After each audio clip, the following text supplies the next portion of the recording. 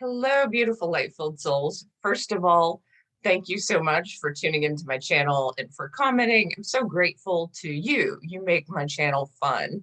And I'd love to hear your comments about what you'd love to hear more about and what you're struggling with, what you would like a breakthrough in, what area. Today, I'm talking about embracing change because sometimes it's hard for me. And so I assume it's hard for others, even though I experienced one of the biggest changes anyone can experience, which is death. And that's the ultimate change. And it was ultimately joyful and ultimately far better than I could have imagined as an agnostic. So I kind of chuckle when I think, oh, I'm nervous about, this change in my life or this change in my life when I've already experienced the greatest possible change and it was fine. So I think we have to remind our hearts and our souls that whatever it is we're going through, it's fine. You are supported by angels. You are supported by guides. Even if you don't feel them, tune in to your deepest knowing, your deepest self, and listen, and you will find comfort. I can assure you of that. I would love to have you join my spiritual community where I tune in for people. Sometimes I give theta healings. I'm so grateful for trauma-informed healers and that I've studied with trauma-informed healers and learning theta healing, because that's a big deal in my life, trauma and how it affects the system, but also how we can heal spiritually from trauma.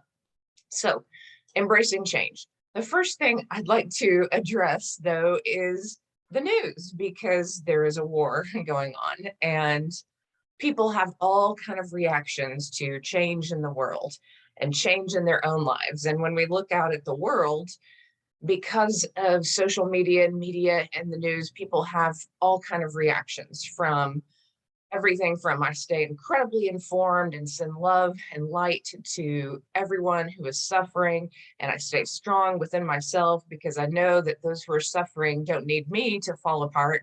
They need me to stay strong and send that good energy or contribute to the world in some way that helps them. Because I know in my deepest times of suffering, I didn't wish that other people were also suffering. I wish that they'd hold me, that they would wish me well, that they'd help me heal. And so if you're doing well in life, don't feel guilty because others aren't.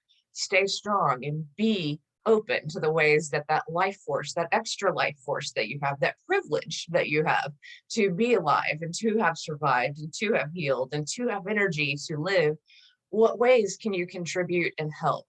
And stay open to the universe showing you that. Don't fall into guilt, because it's easy to do that on that spectrum when you are informed, to go, oh my God, people are suffering so much. How can I just enjoy going out to get a yogurt and walk with my dog? Like that seems wrong somehow. Like that's not, don't do that to yourself. Rejoice in where you are, because there's a time and a place for everything. Then there are people who are on another spectrum who don't watch the news at all and are really focused on the new earth and creating this new earth. And I'm all for that.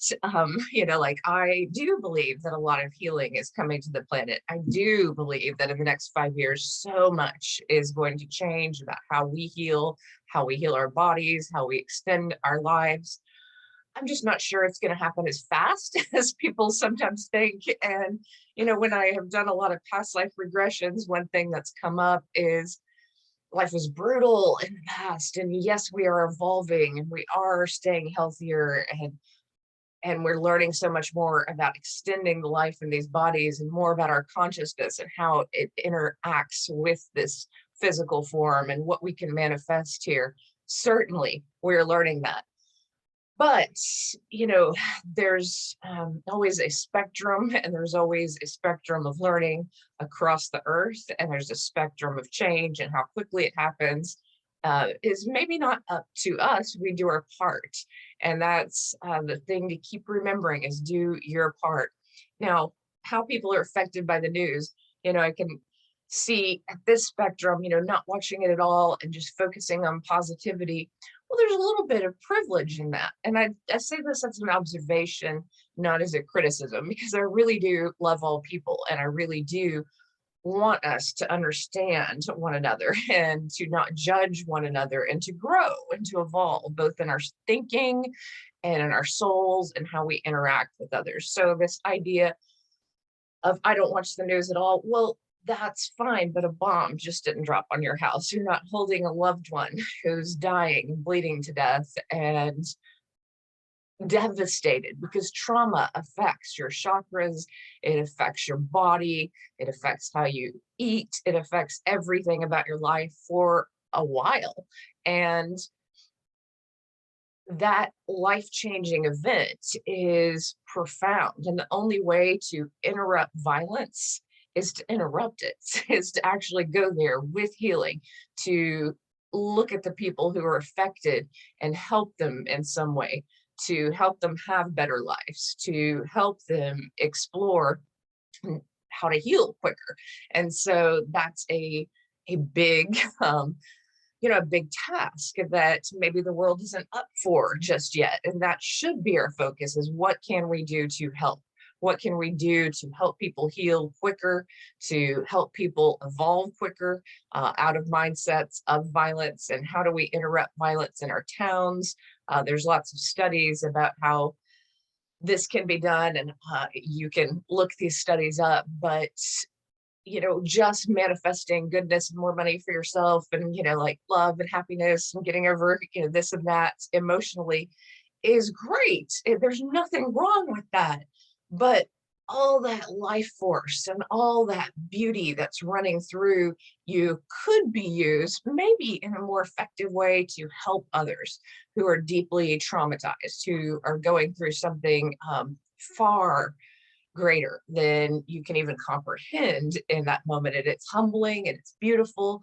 And I can't talk enough about service. So, these extremes. And then there are people who just stay completely in their minds around the news and just believe anything that gratifies the position that they want to believe on one side, and then on the other side, and all the way in the extremes and in the middle and everywhere in between. And that's kind of selfish in a way. That's lacking that perspective of how do I just look at time? And many people have been born onto this earth, died, and they didn't understand what the heck was going on. Like they just knew that they were taken out and then they were this glorious soul. And it was really just about learning how to love better. And some societies were more brutal than others, but once the soul is over there, there is this peace and disconnection, knowing, well, hey, I did my best. And I think that's what we all have to come back to, is what's my next best step? What is my, your mission may not be clear at this moment, but your next best step can be clearer.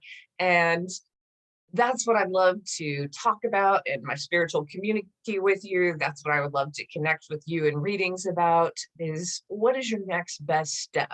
Because that's sometimes all we can do, is tune into our guidance and go, what's next? Now, when I hear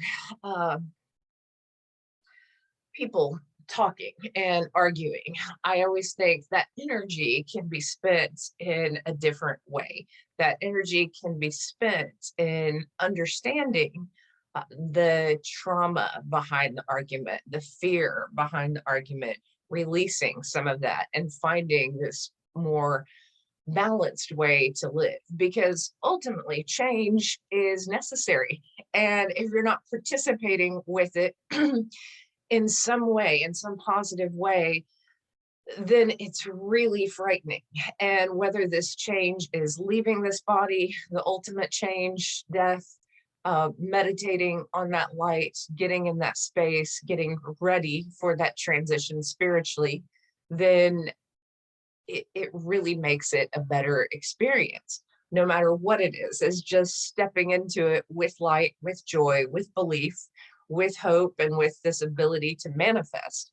Now, there's so many different healing modalities that are coming to this planet in the next 5 years. I know this, but part of it has to do with our consciousness interacting with these healing modalities. And right now, even in your life, if you're going through an illness, if you're going through that type of change, what is so important is to get really clear on what your consciousness is vibrating in a good way with. If it's Western medicine and a very traditional protocol, go with that, send that good energy, believe that this is the best modality for you at this time because you believe in it. If it's another alternative way of dealing with a disease, if it's Chinese medicine, if it's another healing modality, then by all means do that. If it's a combination of these things, do that. And that's what I'd also like to say, honestly, about the vaccine. I've seen so many people in the spiritual community just come out in such judgmental ways and say, oh my God, people who've gotten the vaccine have greatness in their aura and it's changing them spiritually. Well, maybe that's your consciousness seeing that and your bias creating that in your thought process. Maybe for some people, it's giving them an upgrade and a shinier aura and greater health because that's what they believe. That maybe our consciousness is literally interacting with these things. And if we're in a positive state of being, then that is what we are going to interact with. You can call this a placebo effect or you can call it energy, but when you're in a good space, then what you're interacting with causes it to work better. So, there's all kind of stories of people who have, if you watch the documentary Heal, you'll see so many people whose positive mindsets, whose happiness has interacted with what they're doing and has facilitated healing. That letting go of trauma gives you more room to heal. Letting go of stress and fear and pain helps you heal quicker. And what you believe in also affects your body. It affects who you are. So what's right for one person may not be right for another. And let's not judge people in that way. Someone can choose a variety of things, and someone can actually choose, as my father did, to have no treatment and know that, this terminal disease is giving you a certain amount of time. And if someone doesn't want treatment for that, that is their choice. They are choosing to die in a natural way. And maybe they're really grateful for everything that they've experienced and everything that has come before and all that they've survived. And that's something that I can't stress enough. Gratitude is so important. So you right now have survived so much. I have survived so much. And we should wake up every day grateful for all the things that are going right in our lives, all the things that we love, all the things that are already here in our lives that years ago we really wanted, and now they're here. So do that today and try to let go of this position of being right. There are always teachable moments, but these teachable moments don't come from snobbiness and anger and rigidity.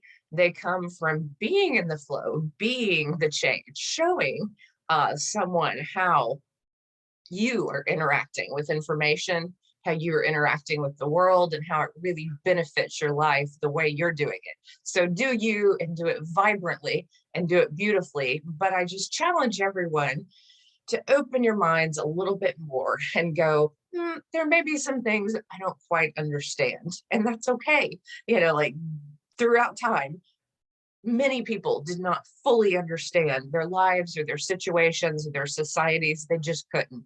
Their consciousness and what they're being shared from various sources was not enough for them to fully understand the big picture. And this is so often the case, even in the information age, because there's so much false information out there. Just take a breather, let go of judgment, love yourself, follow your own intuition. And if you would like more practice honing your intuition and doing what is best for you, I would love to have you join my spiritual community.